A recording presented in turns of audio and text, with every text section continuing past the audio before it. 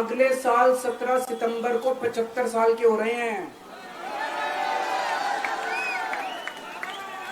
BJP के अंदर मोदी जी ने 2014 में मोदी जी ने खुद ने रूल बनाया था कि बीजेपी के अंदर जो भी 75 साल का होगा उसको रिटायर कर दिया जाएगा। मोदी जी अपने लिए वोट नहीं मांग रहे, मोदी जी अमित शाह को प्रधानमंत्री बनाने के लिए वोट मांग रहे हैं। मैं पूछना चाहता हूं मोदी जी से और अमित शाह जी से, ये मोदी की गारंटी पूरी कौन करेगा? इंडिया अलायंस को कहना चाहता हूं, मोदी जी 75 साल के हो जाए, इससे आपको आनंदित होने की जरूरत नहीं है। ये भारतीय जनता पार्टी के संविधान में कहीं नहीं लिखा है। मोदी जी ही ये टर्म पूरी करेंगे और मोदी जी ही आगे देश का नेतृत्व करते रहेंगे। इसमें भारतीय जनता पार्टी में कोई कंफ्यूजन नहीं है। ये कंफ्यूजन खड़ा करना चाहिए।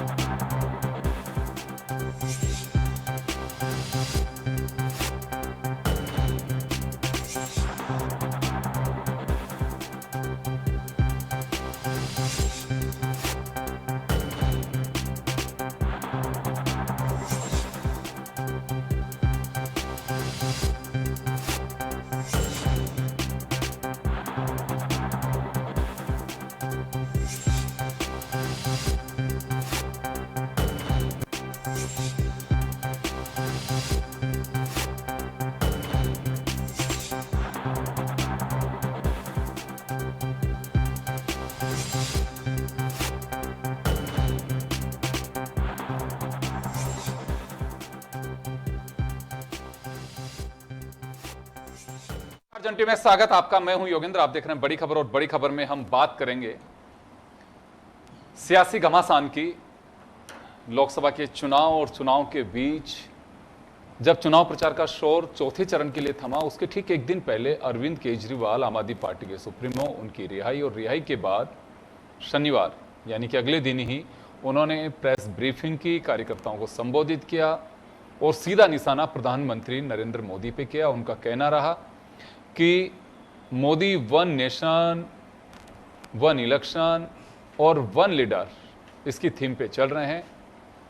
तानाशाही का उन पे आरोप लगाया और उनका यह भी कहना था कि एक एक करके बीजेपी के तमाम नेताओं को उन्होंने हादसे पे धकेल दिया ताकि खुद के बाद वो अमित शाह को प्रधानमंत्री बना सकें। 75 साल की उम्र की उन्होंने राइडर की बात कही। खुद प्रधानमंत्री नरेंद्र मोदी कहते हैं कि 75 साल बाद में रिटायरमेंट ले लेना चाहिए। तो सितंबर में उनके 75 साल पूरे हो रहे हैं। अब इस चुनाव में जो वोट मांगे जा रहे हैं वो खुद के लिए नहीं, वो अमित शाह के लिए मांगे जा रहे हैं। और प्रधानमंत्री बनेंगे तो 2 महीने में ही योगी आदित्यनाथ सबसे पहला उनका निशाना होंगे। खैर, लेकिन उधर अमित शाह ने कहा है कि सब ख्याली पुलाव पका रहे हैं, प्रधानमंत्री नरेंद्र मोदी रहेंगे और क्लियर मेजॉरिटी के साथ में आ रहे हैं। हालांकि केजरीवाल ने एक और बड़ी बात कही है कि 4 जून तक ही नरेंद्र मोदी प्रधानमंत्री हैं। खैर चलिए, वो उनका दावा है और इसी मुद्दे को लेकर के हम चर्चा करेंगे। अटल खंडेलवाल जी हमारे साथ में भाजपा से हैं, हमारे साथ भीमराव जाखड़ जी कांग्रेस से हैं और हमारे साथ में राजपाल फोगावट जी आम आदमी पार्टी से हैं। मैं राजपाल जी आपके पास में आना चाहूँगा। केजरीवाल जी ने तमाम चीज़ें कही हैं और बड़ा दावा किया है और उसी के बाद में एक बड़ा सिलसिला है चर्चाओं का, तो इसे क्या एक सियासी बयान माने या फिर कुछ हकीकत है इसमें? योगेंद्र जी देखिए, जब कल सुप्रीम कोर्ट से केजरीवाल जी को अंतरिम जमानत मिलने का ऑर्डर आया है, तब से भारतीय जनता पार्टी का समस्त सिस्टम वो एकदम बौखला गया है और उन्हें समझ नहीं आ रहा है कि क्या करें, क्योंकि जो उनकी ओरिजिनल प्लानिंग थी वो अरविंद केजरीवाल को लंबे समय तक जेल में रखने की थी। और कल मैं साथ ही माननीय सुप्रीम कोर्ट का भी धन्यवाद भी देना चाहूँगा कि उन्होंने लोकतंत्र का जो उसकी जो आत्मा है उसको जीवित रखा है। क्योंकि वर्तमान समय में हम देख रहे हैं कि देश में इस प्रकार के हालात हो गए हैं कि लोकतंत्र कहीं पे नज़र नहीं आता है लोकतंत्र को तार तार किया जा रहा है और उसमें एक आशा की किरण सुप्रीम कोर्ट ने दिखाई है। तो जब अरविंद केजरीवाल के बाहर आने से बौखलाहट में, और जब आज अरविंद केजरीवाल जी ने जो हकीकत है, जो भारतीय जनता पार्टी जो प्लान कर रही है, क्योंकि मोदी जी के खुद के शब्दों में उन्होंने आडवाणी जी को रिटायर कर दिया, उन्होंने मुरली मनोहर जोशी जी को रिटायर कर दिया, तो अगर वो खुद के शब्दों पे कायम नहीं रहते हैं तो ये एक डबल जुमला हो जाएगा।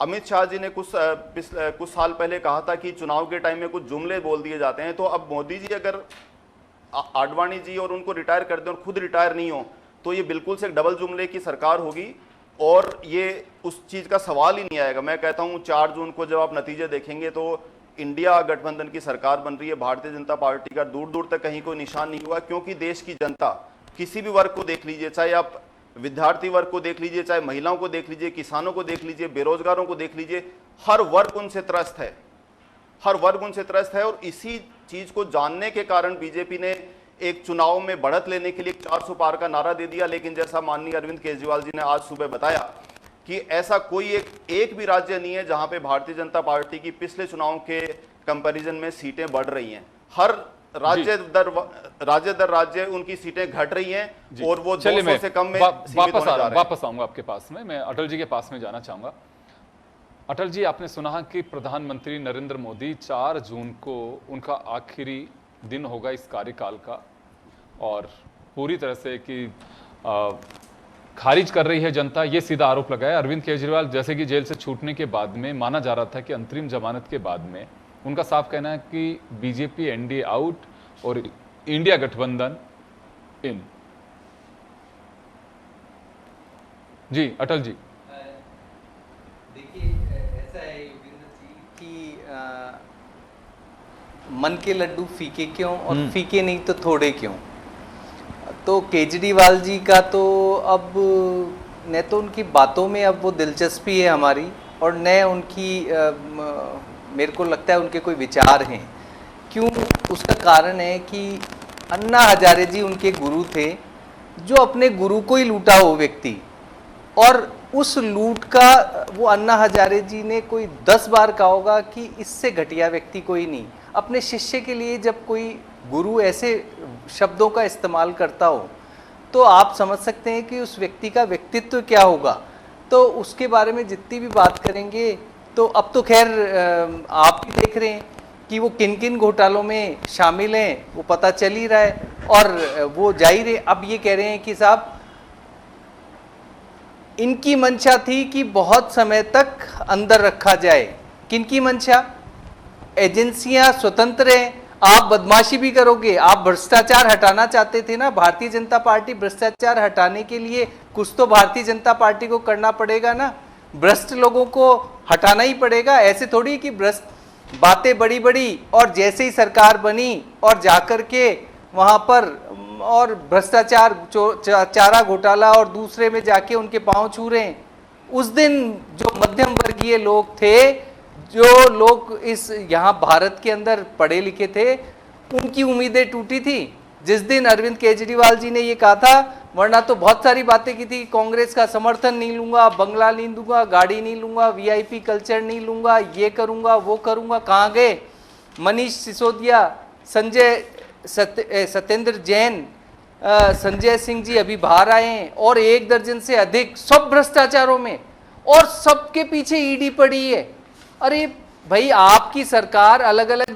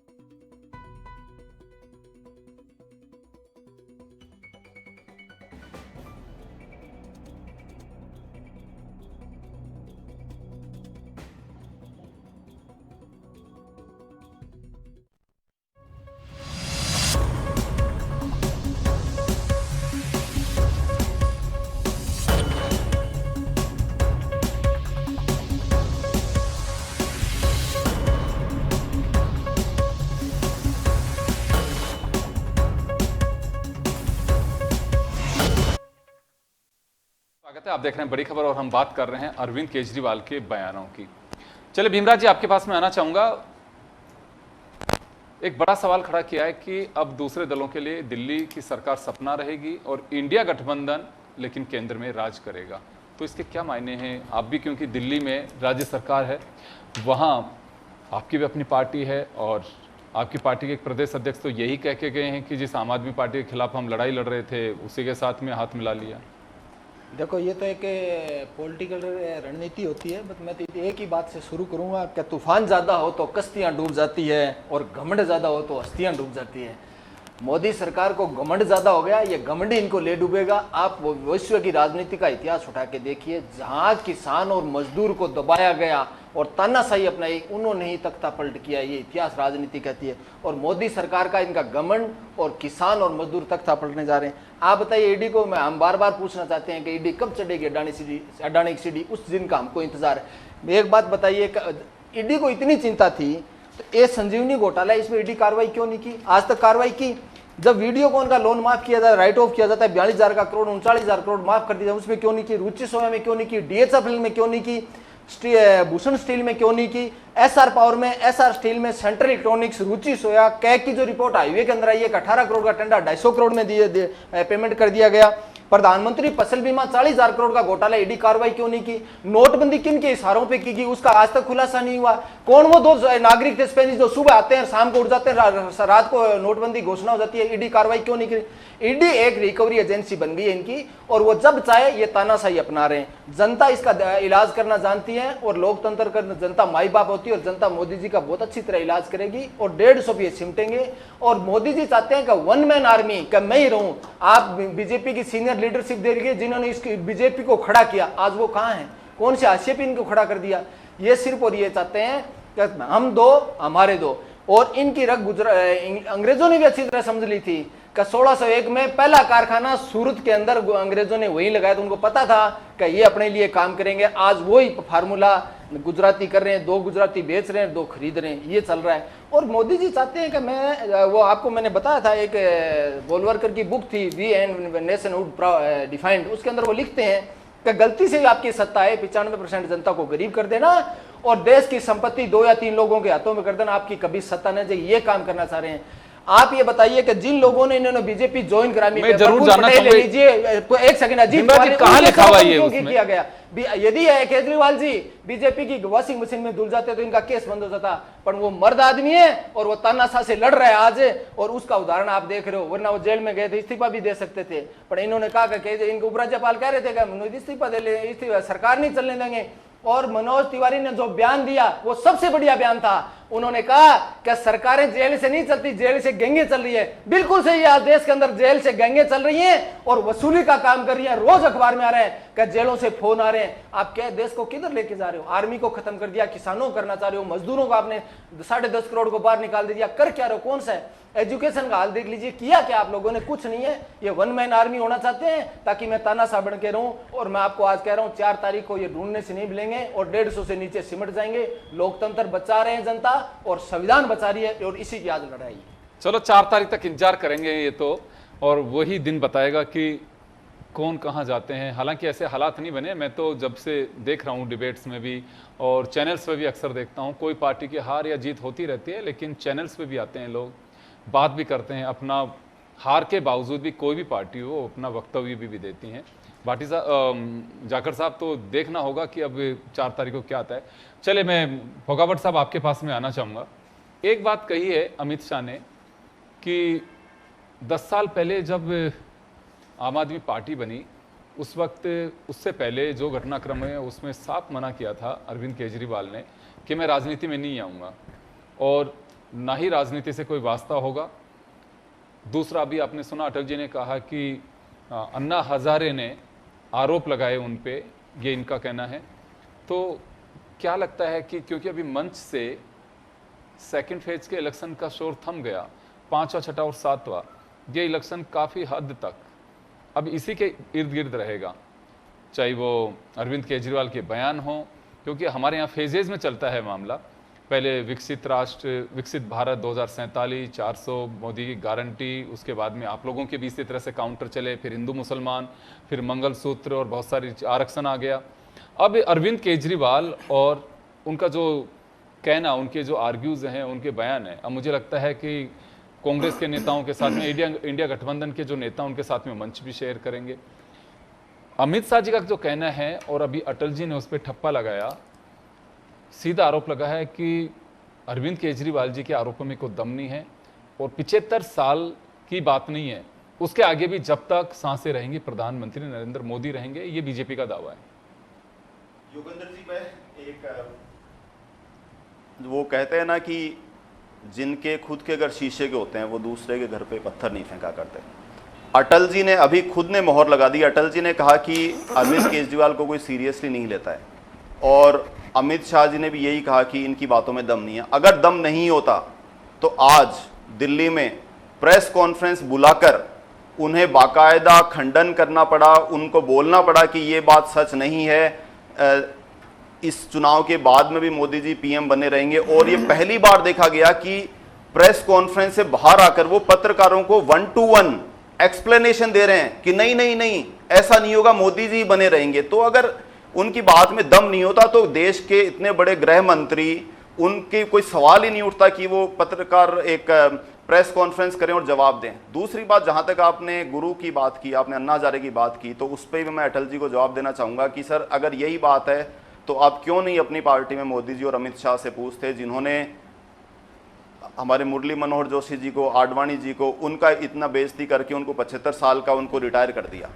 अब जहां तक बात आपने बताई कांग्रेस के साथ की, योगेंद्र जी मैं आपकी बात का जवाब देना चाहूंगा कि कई ऐसे मौके आते हैं जहां लार्जर गुड के लिए, हमें संविधान को बचाने के लिए, अगर संविधान नहीं बचेगा तो देश कैसे बचेगा, और देश नहीं बचेगा तो पॉलिटिकल पार्टियों का मतलब क्या है। तो सबसे पहले हमें संविधान को बचाना है ताकि ये देश बचे। देश की लड़ाई बड़ी है, पॉलिटिकल पार्टियां बनेंगी, खत्म होंगी, वो सिस्टम चलता रहेगा, लेकिन देश को बचाने के लिए आप आज जब एक देश की बात आती है तो इंडिया गठबंधन देश को बचाने के लिए इन तानाशाहपूर्ण जो ताकतें हैं, जो हमारे दो के कॉन्सेप्ट पे काम कर रही हैं, अभी मोदी जी ने खुद ने उसको एक्नॉलेज किया कि टेम्पो में भर भर के पैसे जा रहे हैं। अगर टेम्पो में भर भर के पैसे जा रहे हैं तो आपकी ईडी क्या कर रही है? आप सिर्फ, अगर वो वॉशिंग मशीन में धुल के आपकी पार्टी में कोई नेता आ जाता है तो वो तो पाक साफ हो जाता है, लेकिन वही टेम्पो में भर भर के पैसे दे रहे हो। जो एक्सटोर्शन डिपार्टमेंट है गवर्नमेंट का, वो साइलेंट बैठा है। ऐसा क्यों है? ये दोगली नीति क्यों है? चलिए, मैं अटल जी आपके पास में आना चाहूंगा। अरविंद केजरीवाल ने एक बात और कही है कि देश के जो चोर उचक्के हैं उनको सबको शामिल कर लिया बीजेपी में। तो इस बात का जवाब तो ये कि हम तो ये मानते हैं कि शायद ये अपनी पार्टी के कुछ लोग होंगे जिसके बारे में ये बात उनका कहना है कि जिन पे करप्शन का आरोप बीजेपी ने खुद ने लगाया, वॉशिंग मशीन से करोड़ों रुपए के लगाए, और उनको सबको बीजेपी में शामिल कर लिया, उनके केस विड्रॉ करने। एक बहुत स्पष्ट बात है योगेंद्र जी, आरोप लगे हैं, कार्रवाई चल रही है, कार्रवाई किसी की थमती नहीं है, कार्रवाई करने के लिए एजेंसियां बैठी है और वो करती है काम। और अगर इतने ही पाक साफ अगर ये कहते हैं कि भी वो व्यक्ति था खराब, तो आप जब आप सरकार में थे, आपके साथ वो काम कर रहा था, तो उसी वक्त आपने उस पर डिसीजन क्यों लिया? सरकार भी आपकी थी, व्यक्ति भी आपका था, मंत्री शंत्री जो भी है हटा देते, क्यों नहीं? क्योंकि आप चोरों के साथ रह रहे थे क्या? पहली बात। दूसरी, ये सारे दिन लोकतंत्र देश को बचाना है। सुनो योगेंद्र जी, आप ऐसे समझो 2000 साल में 26 से ज्यादा सभ्यताएं थी, और ये 2000 साल में पता नहीं कौन कौन आ गए। आप तो छोड़ो, दो सभ्यताएं बची है, बेबीलोन, ओटोमन साम्राज्य सब चला गया, मिस्र की सभ्यताएं, मोहनजोदड़ो, और दो सभ्यताएं बची है, एक भारत की, एक चाइना की। तो ये कांग्रेस और ये लोग ये कल आए और बात कर रहे हैं 60 साल से। अच्छा, ये इतनी बात, अरे सुनो तो सही जाकर साहब, की गुलामी छोड़ के कांग्रेस का कौन सा बिजनेस है? मैंडेट दिया, हमने आपके लिए ये किया। आप हर बात में लग जाएंगे, मिर्ची लगती है इनको। आप ईडी को 60 साल के अंदर कांग्रेस का कौन सा बिजनेस किया? पेमा खांडू का क्या हुआ? पैसे आए, हेमंत बिस्वा का क्या हुआ? अजीत पवार का क्या हुआ? सुबोध अधिकारी का क्या हुआ? मुकुल राय का क्या हुआ? जय पांडा का क्या हुआ? ये लोग थे जिनके ईडी ने रेड मारी थी। या तो डालो, राज करो, या इलेक्ट्रल बॉन्ड खरीदे उन्होंने, कहीं पर डिस्प्यूट खड़ा कर दो, ये है दक्षिणा का इनकी काम मंशा। बंद कर दीजिए। लोग जानते और यदि भी हैं देर से प्रेम है और तो इससे संजीव कुछ भट्ट को होगा बाहर भी। निकालिए और हाँ, इसका मैं अमित क्या शाह था? का ये और इस तरह मोदी का चीखे- काला चिट्ठा बता ये देगा। चीखना कैसे चिल्लाना आपने हरेन पांड्या चीखने चिल्लाने से कुछ नहीं चीखने होगा। चिल्लाने नहीं है। 4 तारीख को सोहराब आपको अब्दुल समझ में एनकाउंटर, आएगा। कौसर बी, पिछली तुलसी बार प्रजापति, जज खत्म लोया, होने के इनका बाद काला चिट्ठा पता मोदी लग जी जाएगा। हिमालय और अपने मैं कह रहा सनातन हूं, धर्म की क्या परंपरा पुलवामा के हमले का हिसाब से सच चले बताइए गए जनता को। तो क्या हुआ? कैसे ये लोग 40 फैलाने लोगों लग की गए आपने जवानों कि की बीजेपी हत्या जा रही है, करके और बीजेपी वोट जा रही है। बटोरे। देखा ना आप आपने बताइए। बीजेपी किस और हम तरीके तो से कह रहे हैं, आई। अभी भी क्या वही ED होगा। और CBI में 400 के पार आने वाली है। हरेन पांड्या से लेके आज तक छोटी-छोटी दोबारा और- खिलाइए। बिल्कुल। और मोदी और खराब अमित शाह बातें जेल से से कुछ बाहर नहीं है। नहीं मैं होने आपसे वाला। चैनल पे दावा कर रहा हूँ। चलिए मैं आप माफी चाहूंगा, फाइलें समय दोबारा का अभाव मैं रोकना चाहूंगा, कुछ दिक्कतें रही इस वजह से आज हम रोकना चाहेंगे यहाँ पे। तो खैर चलिए, देश का सियासी पारा मुझे लगता है कि आने वाले दिनों में इसी तरह से और रंग जमाएगा। उसकी वजह साफ है कि अरविंद केजरीवाल जिस तरह से आज उन्होंने बातें कही हैं और फिर बीजेपी को काउंटर करना पड़ा उस पर। खैर एक्शन का रिएक्शन है, करना नहीं पड़ा, वो तो होता भी। अगर बीजेपी कुछ कहती है तो विपक्ष उसका काउंटर इसी तरह से कर रहा है। लेकिन मुद्दों से चुनाव पूरी तरह से डाइवर्ट हो चुका है। एजेंडे कुछ हर दिन नए आएंगे और उन्हीं पर चर्चा होती रहेगी। आप सभी का बहुत बहुत शुक्रिया। बड़ी खबर में इतना ही, दीजिए इजाजत, नमस्कार।